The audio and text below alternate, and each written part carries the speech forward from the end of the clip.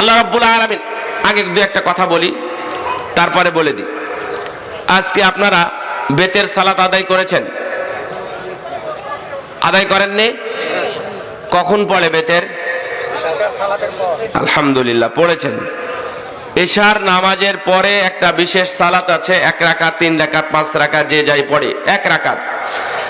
তো এই সালাতের সালাম ফেরানোর পরে কি বলেছেন?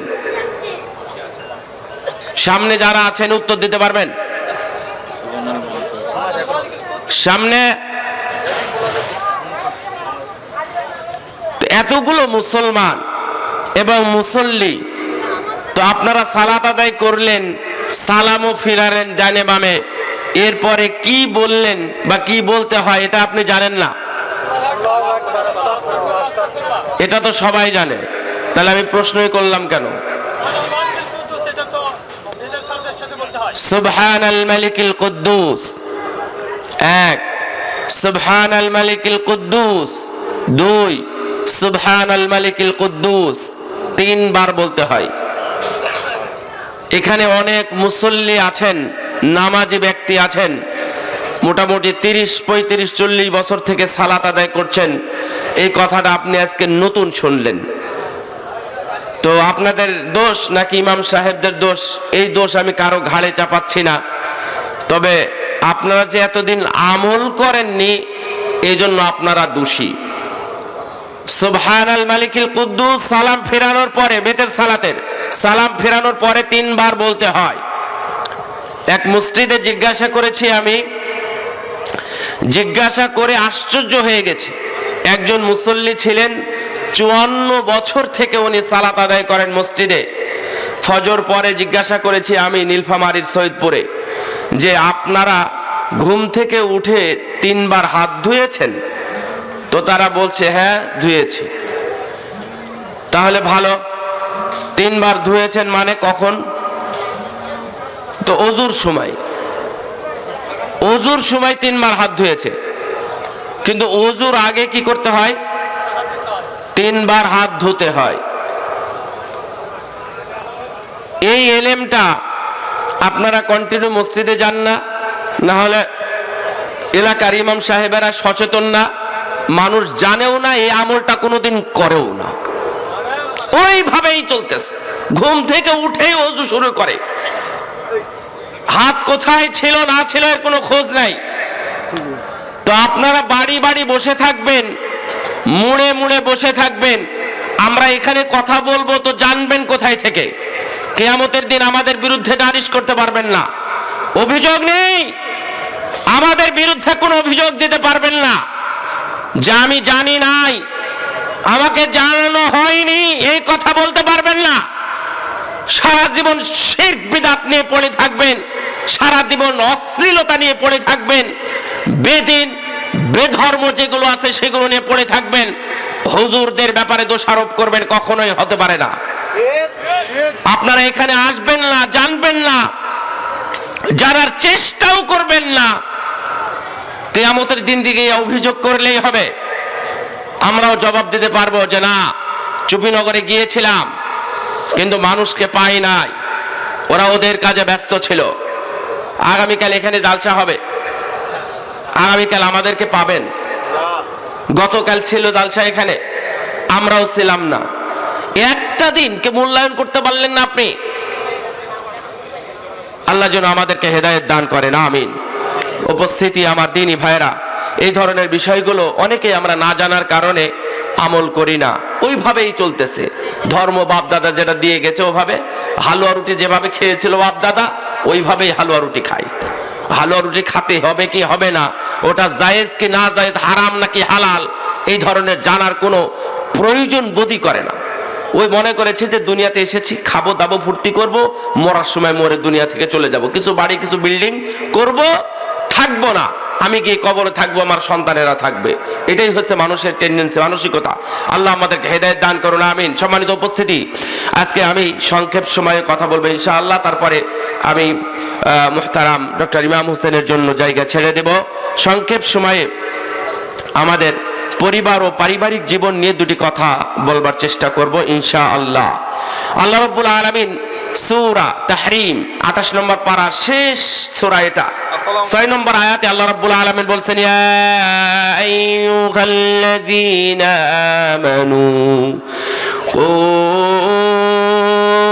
আনফুসাকুম ওয়া আহলিকুম নারা وقودها الناس والحجارة عليها ملائكة غلاظ شداد لا يعصون الله ما أمرهم ويفعلون ما يؤمرون হে মুমিনরা, হে বিশ্বাসীরা, তোমরা বাঁচো, তোমরা বেঁচে থাকো। পবিত্র কোরআনের মধ্যে যত ছোট শব্দ আছে অথচ পূর্ণাঙ্গ অর্থ বহন করে, অর্থ বহন করার দিক থেকে পূর্ণ অর্থ বহন করে, অথচ শাব্দিক দিক থেকে ছোট। তার মধ্যে একটি শব্দ হলো কু। তার মূল অক্ষর বা আমরা যদি লিখতে চাই তাহলে শুধু কফ, একটা অক্ষর লিখলেই যারা আরবি জানে তারাই বুঝতে পারে এই কফ, এই কি মানে কি, কি কাবজের কি মানে কি, এটা আলেম ওলামারা বলতে পারে। তারই একটি সারফের শব্দ হলো কু। তোমরা বাঁচো, আনফুসাকুম নিজে নিজে, ওয়া আহলিকুম এবং তুমি তোমার পরিবারদেরকেও বাঁচাও। তুমি বাঁচো এবং পরিবারকে বাঁচাও। কি বাঁচাবে? মরণ থেকে? মরণ থেকে মানুষ বাঁচাতে পারে? যদি কেউ বলে ডাক্তার বাঁচিয়ে দিয়েছে, শিরক হয়ে যাবে। তো আল্লাহ রাব্বুল আলামিন বলছেন তুমি বাঁচো, পরিবারকেও বাঁচাও, নারা জাহান্নামের আগুন থেকে বাঁচাও। এই আয়াতটা আমি একটু ছোট্ট কথা বলি এখানে। আমি মদিনাতে থাকা অবস্থায় মসজিদ নববীর পাশেই একবারে ওটাকে কি বলে, বাকি, আপনারা যাটাকে জান্নাতুল বাকি বলেন, এই বাকির সাথেই একটা অফিস আছে। এই অফিসে আমরা হজের সময় ডিউটি করতাম। আমরা বলতে আমি অনুবাদের, আমাদের বাংলাদেশ থেকে এলিট পার্সন যারা যেতেন, সেনাবাহিনীর অফিসার অথবা সচিবালয়ের কোনো ব্যক্তি যারা যেতেন, তাদেরকে সম্মানের সাথে সৌদি আরব সরকার বা সরকারের পক্ষ থেকে তাদেরকে আমন্ত্রণ জানিয়ে বিশেষ জায়গায় বসানো হতো। ওখানে মদিনা বিশ্ববিদ্যালয়ের মানে সিনিয়র যারা প্রফেসর অথবা মসজিদে নববীর যারা মুয়াজ্জিন, ওনারা অনেক বড় মানুষ মর্যাদার দিক থেকে, এনারা কথা বলতেন, আমরা অনুবাদ করতাম। তো আমি কিছুদিন কাজ করেছি। তো বক্তব্য দিচ্ছিলেন, আমি যে কয়েকদিন অনুবাদ করেছি সে কয়েকদিন হচ্ছে আব্দুল আজিজ ওরাইনি, প্রফেসর ডক্টর আব্দুল আজিজ ওরাইনি। আমি হাদিসে পড়েছি, আমার হাদিসেরই টিচার। তো এই উস্তাদ যতদিন বাঙালিদের সাথে কথা বলেছেন, আমি অনুবাদ করেছি, ততদিনই উনি এই আয়াতটা পড়তেন। এই আয়াতটা সূরা তাহরিম এর 6 নম্বর আয়াত বলতেন। প্রথমে শুরুই করতেন আর দিয়ে কু আনফুসাকুম ওয়া আহলিকুম নারা, তুমি বাঁচো, পরিবারকে বাঁচাও জাহান্নামের আগুন থেকে। জাহান্নামের আগুন থেকে কি আমরা কি আমার পরিবারকে বাঁচাতে পারবো? নাকি বাঁচানোর মালিক আল্লাহ? আল্লাহ বাঁচান না? আল্লাহ বাঁচান। কিন্তু আল্লাহ যখন আমাদেরকে ঘুরিয়ে বললেন যে তুমি বাঁচো এবং পরিবারকে বাঁচাও, তার মানে এখানে কোনো পসিবিলিটি আছে, কোনো সম্ভাবনা আছে যে মানুষ চাইলে মানুষকে উদ্ধার করতে পারে, মানুষ চাইলে তার স্ত্রীকে উদ্ধার করতে পারে, মানুষ চাইলে তার সন্তানকে জাহান্নামের আগুন থেকে বাঁচাতে পারে। আল্লাহ রাব্বুল আলামিন যেহেতু নিজেই বলেছেন, আর আল্লাহই জাহান্নামের মালিক, আর আল্লাহ রাব্বুল আলামিন জাহান্নাম থেকে বাঁচাবেন, মানুষকেও নির্দেশ দিয়ে দিয়েছেন মানুষ নিজে বাঁচবে এবং জাহান্নাম থেকে তার পরিবারকেও বাঁচাবে। এর অর্থ হচ্ছে, আমরা তাফসীরগুলো দেখলে আরো আপনাদের ভালো বুঝে আসবে, আমি ওখান থেকে কিছু বলি। যেমন আল্লাহ রাব্বুল আলামিন আমাদের রিজিক দাতা, তাই না? আমাদের রিজিক দেন কে? তো আপনি এখন জালসা শুনে গিয়ে বাড়িতে ঘুমিয়ে যান, ফজরের সালাত আদায় করে বাড়িতেই থাকেন, আপনার ওয়াইফও বাড়িতেই থাকবে, সকালের নাস্তাগুলো কি কোথাও থেকে আসবে? তৈরি করতে হবে। স্ত্রীর দায়িত্ব হলো খাওয়া দাওয়া কি করবে না করবে, রুটি খাবে নাকি খিচুড়ি খাবে নাকি ভাত খাবে, তরকারি খাবে না কি খাবে, এটার দায়িত্ব কার? স্ত্রীর দায়িত্ব। স্ত্রী এটা ব্যবস্থা করবে। তো রিজিক দাতা কি আমরা স্ত্রীকে বলি? রিজিক দাতা তো আল্লাহ আছেন, এটা আল্লাহ রাব্বুল আলামিন ওকে দিয়ে আমাদেরকে ব্যবস্থা করাচ্ছেন মাত্র। অর্থাৎ জাহান্নাম থেকে মানুষ চাইলেই বাঁচতে পারে, তার পরিবারকেও বাঁচাতে পারে, এটাই তার দলিল। ওয়াহলিকুম নারা ওয়াকুদুহান নাস ওয়াল হিজারা, এই জাহান্নামের কিছু বর্ণনা আল্লাহ রাব্বুল আলামিন বলছেন। এই জাহান্নামের খড়ি, এই জাহান্নামের জ্বালানি হবে মানুষ ও পাথর। ইন্নাকুম ওয়া মা তা'বুদুনা মিন দুনিল্লাহ হাসাবু জাহান্নামা আনতুম লাহা ওয়ারিদুন। তোমরা এবং তোমরা যাদের ইবাদত করতে আল্লাহ ছাড়া, আল্লাহ বলছেন এইভাবে, ইন্নাকুম তোমরা, ওয়া মা তা'বুদুনা মিন দুনিল্লাহ তোমরা আল্লাহ ছাড়া অন্য কার যার পূজা করতে, ধরে নেন এটা পাথর, এই পাথরের পূজা করতে, এই সবগুলোকেই আমি জাহান্নামের খড়ি বানাবো। যারা আল্লাহ ছাড়া অন্যের ইবাদত করত তাদের এবং ওরা যাদের ইবাদত করত, হোক সেটা মানুষ, হোক সেটা পাথর, হোক সেটা মূর্তি, হোক সেটা গাছ, হোক সেটা কোনো স্ট্যাচু, এমনি খাম্বা হোক, যে কোনো কিছু, পাথর হোক গাছ হোক যাই হোক না কেন, তার সব কিছুকে, তথা পাথর, এখানে উদ্দেশ্য হলো পাথর, এই পাথরগুলোকেও জাহান্নামে পোড়াবো। উদ্দেশ্য হলো তারে তোদেরকে তো জাহান্নামে দিলামই, তোরা যাদের পূজা করতিস আমি তাদেরকেও জাহান্নামে ডুবালাম। এই বলে আল্লাহ রাব্বুল আলামিন সেই দিন এই পাথরকেও জাহান্নামে দিবেন, পোড়াবেন জ্বালানি হিসাবে। ওয়াকুদুহান নাস ওয়াল হিজারা আলাইহা মালাইকা, এখানে এমন কিছু ফেরেশতা থাকবে এই জাহান্নামে, এই জাহান্নামের দরজায় অথবা জাহান্নামের মধ্যে কিছু ফেরেশতা থাকবে, গিলাদুন শিদাত, যাদের মন হবে অনেক কঠোর, কঠোর হৃদয়ের অধিকারী হবে এরা, এই ফেরেশতারা। লা ইয়াসুনাল্লাহা মা আমারহুম, তারা কোনো কাজের আদেশ অমান্য করে না। আল্লাহ রাব্বুল আলামিন তাদেরকে যেভাবে যা নির্দেশ দেন ওভাবেই তারা কাজগুলো করে।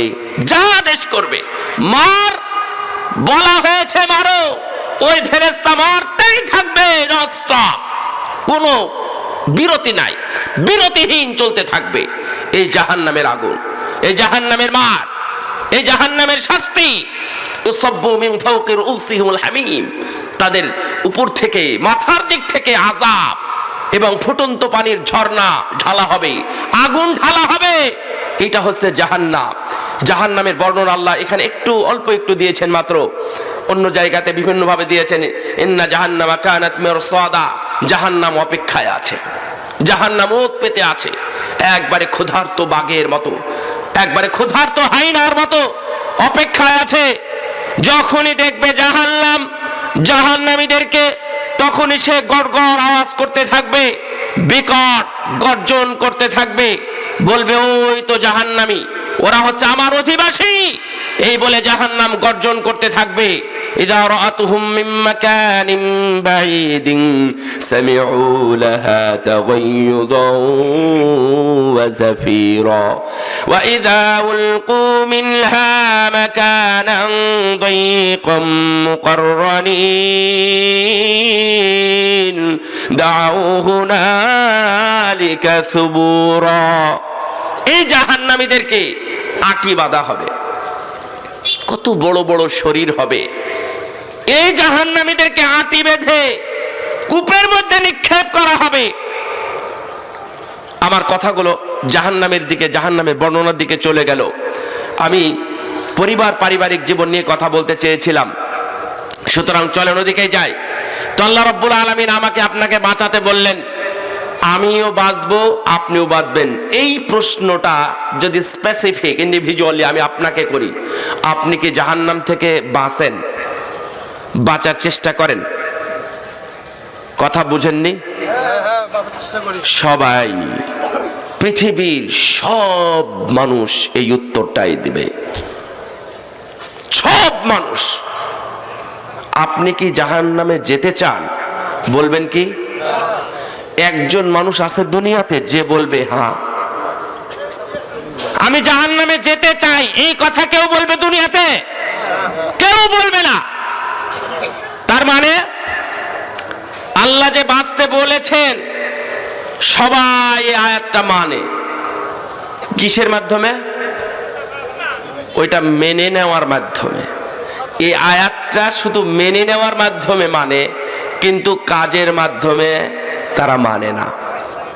মৌখিক স্বীকৃতি দেয় শুধু, কিন্তু মন থেকে স্বীকৃতি দেয় না। এই জন্য জাহান্নাম থেকে বাঁচতেও পারবে না মানুষ। হ্যাঁ, বাঁচতে পারবে যারা সবাই বলতেছে যে আমি জাহান্নাম থেকে বাঁচতে চাই। হিন্দুরা বলে যে আমি নরক চাই না, নরকে যেতে চাই না। সবাই জাহান্নাম থেকে বাঁচতে চায়, কিন্তু বাঁচতে পারবে না সবাই। অধিকাংশরাই জাহান্নামী হবে। তাহলে আপনি এই আয়াতটা কিভাবে মানেন? আজকে যদি সকাল থেকে শুরু হয়, আপনি কিভাবে জাহান্নাম থেকে বাঁচার চেষ্টা করলেন? ফজরের সালাত কি জামাতের সাথে হয়েছে? উত্তর যদি হয় যে না, তাহলে আপনি বাঁচলেন কিভাবে? ঠিক আছে, ফজরের সালাত কি আপনি পড়েছেন? পড়েছি, পড়িনি। যে বলেছে পড়েছি সে বলবে 7টায় পড়েছি, যে বলবে পড়িনি তা তো পড়েনি। তাহলে জাহান্নাম থেকে বাঁচলেন কিভাবে? আজকে সকালবেলা উঠে অনেকে রাসূলের সুন্নাহ দাড়িকে কুরবানি করেছেন। দাড়িকে কুরবানি করার মাধ্যমে আপনি জাহান্নাম থেকে কিভাবে বাঁচতে চান? এরপরে আপনি অফিসে গেছেন, অফিসে যাওয়ার সময় টাকনির নিচে আপনার পরনে কাপড় ছিল, টাকনির নিচে প্যান্ট পরেছিলেন। তো আপনি জানার পরেও কিভাবে জাহান্নাম থেকে বাঁচতে চাইলেন, আবার টাকনির নিচেও কাপড় পরলেন। এরপরেও আপনি অফিসে গেলেন, অফিসে যাওয়ার পরে আপনি সরকারি একজন কর্মচারী বা কর্মকর্তা, সে যে কোনো প্রতিষ্ঠানেই হোক না কেন, যাওয়ার পরে আপনি বাম হাত দিয়ে অতিরিক্ত টাকা নিলেন কাজের বিনিময়ে। সরকার মাস শেষে বেতন দেয়, আপনার পকেটে আজকে টাকা ঢুকলো কিভাবে? আজকে তো মাসের 20 তারিখ 22 তারিখ, আপনার পকেটে আজকে টাকা